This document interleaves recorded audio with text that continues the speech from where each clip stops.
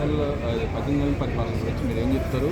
అదేవిధంగా పవన్ కళ్యాణ్ గారి యొక్క ఆయన పరిపాలనా విధానాలు ఎలా ఉన్నాయంటే ప్రజల్లోకి ఎలా వెళ్తున్నారని అంటే పవన్ కళ్యాణ్ గారు చేస్తున్న పిఠాపురంలో ఈరోజు పిఠాపురం లాంటి కాన్స్టిట్యున్సీకి మహద్దశ పట్టిందని నేను అనుకుంటున్నాను. దానిలో భాగంగా ఈరోజు 300 కోట్లు అక్కడ వెచ్చించి ఏదైతే అభివృద్ధి పనులు చేస్తున్నారో దేశమంతా చూస్తూ ఉంది పిఠాపురాన్ని. రాబోయే రోజుల్లో కూడా పిఠాపురం ఒక నమూనాగా దేశంలోనే ఒక అత్యంత ఉన్నతమైన నియోజకవర్గంగా తీర్చిదిద్దారని పవన్ కళ్యాణ్ గారి పైన పూర్తి విశ్వాసం, నమ్మకం ఆ ప్రజలకు మాకు అందరికీ ఉంటుంది. అంటే ఇక్కడ ఆయన కనపట్టలేదు, జనాల దగ్గర పిఠాపురం నియోజకవర్గం పట్టించుకోవట్లేదు అనే విధంగా మాట్లాడుతూ ఉన్నారు వైసీపీ నాయకులు గారికి.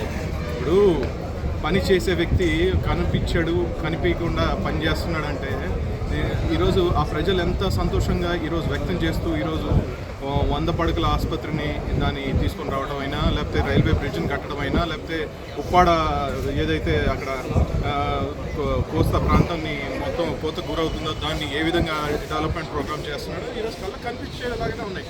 ఇప్పుడు వైసీపీ వాళ్ళకు పని లేదు కాబట్టి వాళ్ళకు రాబోయే రోజుల్లో ఇంకా భయంకరంగా మేము సమాధానం ఇవ్వడానికి కళ్యాణ్ గారు చేస్తున్న ప్రతి ప్రణాళిక, ప్రతి పని ఈరోజు చెంపపెట్టులాగా వాళ్ళకు వైసీపీ లాంటి పార్టీకి ఆ 11 సీట్లు కూడా రాకుండా చేయడానికి లక్ష్యంగా పెట్టుకుని ముందుకెళ్తున్నాం.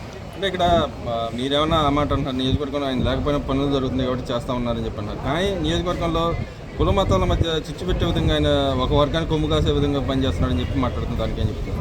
కుల మతాలకు, వర్గాలకు ఎక్కడ కూడా ఆయన ఎక్కడ విద్వేషాలు రెచ్చగొట్టే విధంగా పనిచేయట్లేదు. ఎందుకంటే దానికి పూర్తి నిదర్శనం నాలాంటి వ్యక్తులే కళ్యాణ్ గారి పక్కన ఉండి ఈరోజు ఒక మైనార్టీ కులానికి చెందిన వాడిగా నేను ఎంతో ఉన్నతమైన స్థానాన్ని నన్ను కల్పించి ఒక పవిత్రమైన హజ్